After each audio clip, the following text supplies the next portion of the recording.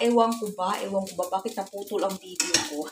Gumagawa ko ng video, bigla naputol. So, ayan, continue na. Ito na nga yung guys, ito yung niluluto ko na may dilis, na may pork, na may rice, na may long bean, frijoles ba? Ayan, tas ginawa ko siyang fried rice. Ano kaya ang lasa nito? Alam nyo, nag-e-experiment lang ako kasi gusto kong matutong magluto kung ano na lang ang ihalo-halo-halo.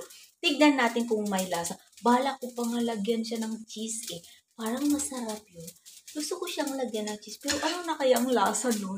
Meron ng dilis, meron ng pork, meron ng long bean, kanang frijoles, dayon napay kanon, dayon butangan pa natong cheese. Unsa na kay lami ato no? Pero parang feeling ko masarap. Kung para sa akin lang kasi ako nagluluto eh. Siyempre, masarap talaga yun. Pero pag ibang kakain, parang maduduwal na yata. Biro mo yan. May asin na siya. Salty. Tapos lagyan mo ng cheese. Sabagay, ang cheese is salty din naman. Pero nakakaloka siya, no?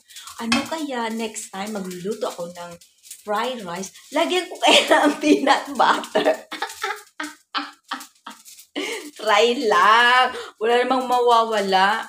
O, diba? Lagyan natin ng peanut butter. O, di kaya, bumili ako ng mga mani, tapos dikdikin ko, tapos ilagay ko sa fried rice ko.